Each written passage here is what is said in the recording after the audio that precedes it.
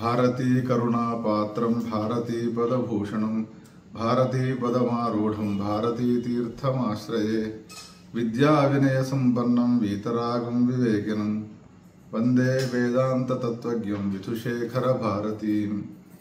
పరమ పావనమైన మన భారతదేశంలో ధర్మానికి గ్లాని కలిగినప్పుడు, అధర్మం పెరిగిన సందర్భంలో పరమాత్మ అవతరిస్తాడు అని భగవద్గీతలో కృష్ణ పరమాత్మ తానే నోటి ద్వారా చెప్పినటువంటి విషయాన్ని యథార్థం చేయడం కోసమై సాక్షాత్ కైలాసాధీశుడైనటువంటి శంకరుడే జగద్గురు శంకరాచార్యుల వారిగా అవతరించి అధర్మాన్ని ఖండించి ధర్మాన్ని స్థాపన చేసి అద్వైత సిద్ధాంతాన్ని దేశమంతా కూడా ప్రచారం చేసినారు. ఆ పరంపరలో 4 మఠాలను స్థాపించి అందులో దక్షిణ దేశానికి, భారతదేశంలో ఉన్నటువంటి దక్షిణ ప్రాంతానికి అంతటికి కూడా ధర్మాన్ని స్థాపించి ప్రచారం చేసే నిమిత్తమై శృంగేరి క్షేత్రంలో దివ్యమైనటువంటి మఠాన్ని స్థాపించి సురేశ్వరులను అక్కడ నియోగించి పరంపరగా వచ్చేటువంటి శిష్యులందరినీ కూడా మీరంతా కూడా ధర్మాన్ని ప్రచారం చేయండి అని నియోగించినారు.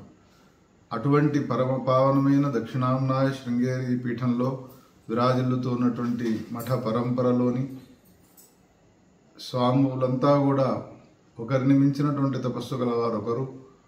అటువంటి ఈ పరంపరలో మహనీయమూర్తులు జగద్గురు సార్వభౌములు శ్రీ ప్రాతస్మరణీయులు అనంతశ్రీ విభూషితులు భారతీ తీర్థ మహాస్వామి, తత్కరకమల సంజాతులు జగద్గురువులు శ్రీ విధుశేఖర భారతీ మహాస్వామి వారు. భారతీ తీర్థ మహాస్వామి వారి యొక్క పరిపూర్ణ అనుగ్రహ ఆశీస్సులను పొంది విజయయాత్రకి బయలుదేరినటువంటి శ్రీ జగద్గురువులు విధుశేఖర భారతీ మహాస్వామి వారు మన ప్రాంతానికి వేంచేస్తూ ఉన్నారు. 16వ తారీఖు నాడు హైదరాబాదుకు వచ్చి 17 నాడు హైదరాబాదు నుండి సాక్షాత్తు బాసరా క్షేత్రానికి వస్తారు సాయంత్రం 7 గంటలకల్లా. 18వ తారీఖు పూర్తిగా బాసరా క్షేత్రంలో ఉండి అమ్మవారి సేవ చేసి 19వ తారీఖు అక్కడ చేయవలసినటువంటి ప్రతిష్టా కుంభాభిషేక కార్యక్రమాలను ముగించుకొని 19 నాడు సాయంత్రానికల్లా వేములవాడ క్షేత్రానికి వెళుతారు. 20వ తారీఖు సాయంత్రం వరకు ఉండి భక్తులను అనుగ్రహించి 20 సాయంత్రం నాడు బయలుదేరి హైదరాబాదుకు చేరుకుంటారు. హైదరాబాదులో నవంబర్ 3వ తారీఖు వరకు అక్కడే అనేక కార్యక్రమాల్లో, ధార్మిక కార్యక్రమాల్లో పాల్గొంటారు శ్రీ స్వామివారు.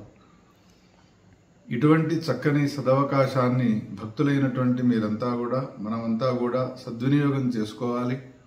జగద్గురువుల యొక్క దర్శనము సర్వపాప విమోచనం. వారి యొక్క దర్శనం వలన, వారు చెప్పేటువంటి అమృతవాక్కుల వలన ప్రేరితులమై మనమంతా కూడా ధర్మమయ జీవనాన్ని కొనసాగించాలి. అందుకని మీరంతా కూడా ఈ అవకాశాన్ని సద్వినియోగపరచుకోండి. ఇక్కడ కరీంనగర్లో జరిగిన ఒక ఘటన చెప్తాను. కరీంనగర్లోని భక్తులంతా కూడా శ్రీచరణులు కరీంనగర్కు వేంచేసిన సందర్భంలో మాకు ఒక మంత్రాన్ని ఉపదేశం చేయించండి అని అడిగినారు. నేనన్నాను భక్తులతో, మనము గురువు సమీపానికి వెళ్ళాలి కానీ గురువు మన దగ్గరికి వచ్చినప్పుడు ఉపదేశం తీసుకోవడం భావ్యం కాదు అని వాళ్లకు ఏదో ఒక మాట చెప్పి ఆ విషయాన్ని స్వామి చరణులకు తెలియపరచలేదు. ఆ తర్వాత స్వామివారు భక్తులను ఉద్దేశించి ఒక అద్భుతమైనటువంటి ప్రసంగాన్ని, ఉపన్యాసాన్ని చెప్పడానికి ప్రారంభంలోనే వారు ఒక మాట అన్నారు. నేను మీకు ఒక మంత్రాన్ని ఉపదేశం చేస్తున్నాను, మీరంతా అనండి అని ఒక అద్భుతమైనటువంటి మంత్రాన్ని ఉపదేశం చేసి ఆనాడు భక్తులను అనుగ్రహించినటువంటి ఏ ఘటన గలదో అది అవిస్మరణీయమైనది. స్వామివారు దేవాలయానికి వెనకాల సుమారు 4-5 రూముల వ్యవధానంలో ఉన్నటువంటి చోట ఉన్న సందర్భంలో జరిగిన ఈ ఘటన ఎట్లా గుర్తించినారు? అందుకని సర్వజ్ఞులైనటువంటి వారు ఏ విషయాన్ని గ్రహించకుండా ఉండరు, అన్నీ వారికి తెలుస్తాయి. సాక్షాత్తు పుంభావ సరస్వతిగా సంచరించేటువంటి మహనీయమూర్తిని దర్శించి మనమంతా కూడా వారి అనుగ్రహానికి పాత్రమవుదాము. చక్కని అవకాశాన్ని సద్వినియోగపరుచుకుందాం. మహాదేవ్.